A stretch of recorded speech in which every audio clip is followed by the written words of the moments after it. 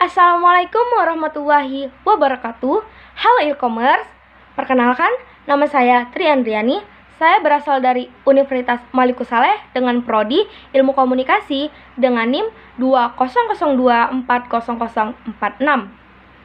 Nah, jadi di sini saya akan membuat video dengan menjelaskan secara singkat nih mengenai deskripsi atau definisi krisis, kemudian memahami karakteristik krisis, memahami sumber terjadinya krisis, memahami fase krisis, serta penerapannya dalam manajemen krisis, teman-teman.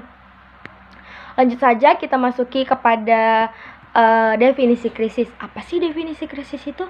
Nah, jadi definisi krisis itu merupakan suatu masa yang kritis berkaitan dengan suatu peristiwa yang kemungkinan pengaruhnya negatif terhadap organisasi.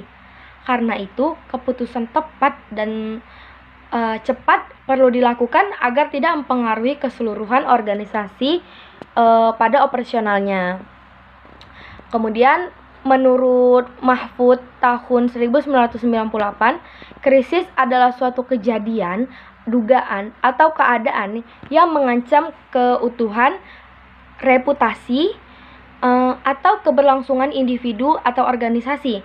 Nah, hal tersebut mengancam rasa aman, kelayakan, dan nilai-nilai sosial publik, bersifat merusak baik secara aktual maupun secara potensial pada organisasi, di mana organisasi itu sendiri tidak dapat segera menyelesaikannya. Nah, adapun menurut G. Harrison dan White dan Mazur menyimpulkan bahwa krisis itu secara umum dapat disebabkan oleh dua sumber loh teman-teman, yaitu dari sumber dalam dan dari sumber luar organisasi. Sumber krisis dari dalam organisasi antara lain yaitu apa? Manusia, manajemen, dan teknologi. Sumber dari luarnya itu apa sih? Yaitu peraturan-peraturan pemerintah, bencana alam, dan kerusakan yang dilakukan oleh orang lain atau malevolent. Nah, krisis itu juga mempunyai beberapa karakteristik yang dapat digunakan sebagai alat untuk membedakan sebuah krisis dengan sebuah isu.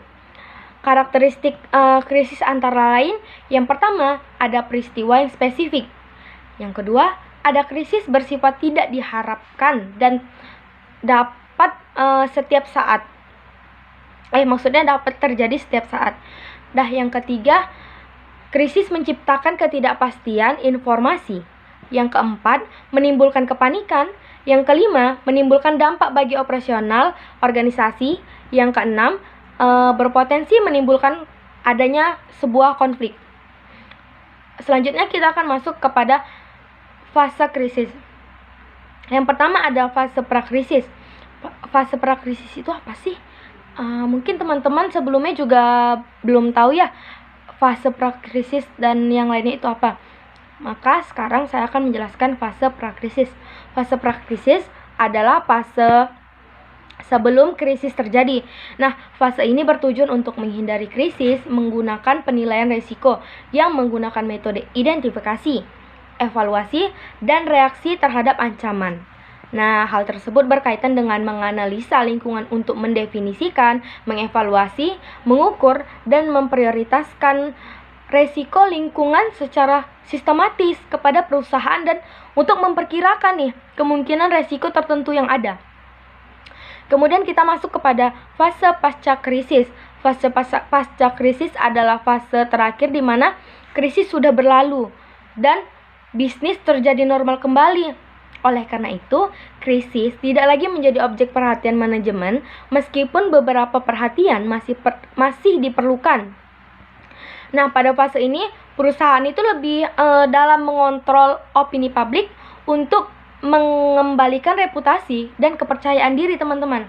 Sebuah krisis harus menjadi kesempatan belajar dan upaya untuk mengelola krisis harus ditinjau kembali untuk kemajuan yang lebih baik.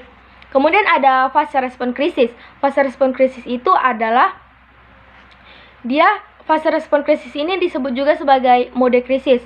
Fase ini memasuki proses respon ketika upaya pencegahan yang dilakukan gagal. Krisis datang ditandai dengan membuat keputusan dalam waktu yang singkat, tidak pasti, dan ambiguitas karena masih ada kemungkinan bahaya akan muncul. Nah, langkah pertama yang dapat kita ambil itu apa?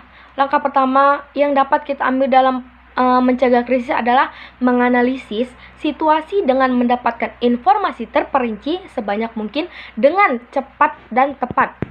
Kemudian, tim manajemen krisis akan mengambil alih dan melaksanakan tugas yang telah ditetapkan sebelumnya setelah evaluasi dengan mengerahkan tenaga yang dibutuhkan.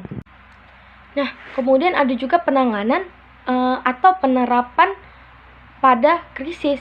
Yang pertama apa? Penanganan krisis perlu mengambil langkah-langkah yang tepat agar proses penanganan dapat berjalan secara baik dan kondisi perusahaan atau organisasi dapat berjalan kondusif kembali. Kemudian ada juga para pakar menurut Iriantara tahun 2004 terdapat langkah-langkah yang perlu dilakukan dalam mengelola krisis, yaitu yang pertama ada identifikasi krisis. Dalam mengidentifikasi krisis, Practice Public Relation melakukan penelitian yang penelitiannya bisa saja bersifat informal dan kilat bila krisisnya terjadi sedemikian cepat. Katakanlah di sini Practice Public Relation mendiagnosis krisis tersebut. Diagnosis itu merupakan langkah awal yang penting untuk mendapatkan data atau suatu informasi yang akan digunakan untuk melakukan tindakan. Nah, untuk melakukan tindakan analisis krisis. Ya, kemudian ada analisis krisis, yaitu data dan informasi yang dikumpulkan tersebut untuk selanjutnya diurai, baik bagian per bagian, artinya melakukan analisis parsial atau analisis yang menyeluruh. Nah, analisis ini dilakukan sebagai dasar untuk menentukan pengambilan tindakan yang tepat. Nah, kemudian ada isolasi krisis. Nah, isolasi krisis adalah penyakit. Kadang krisis ini disebut penyakit, kadang bisa juga berarti lebih dari sekedar penyakit biasa. Ia adalah penyakit menular. Untuk mencegah krisis penyebaran luasan, ia harus diisolasi, dikarantinakan sebelum tindakan serius dilakukan. Kemudian ada pilihan strategi.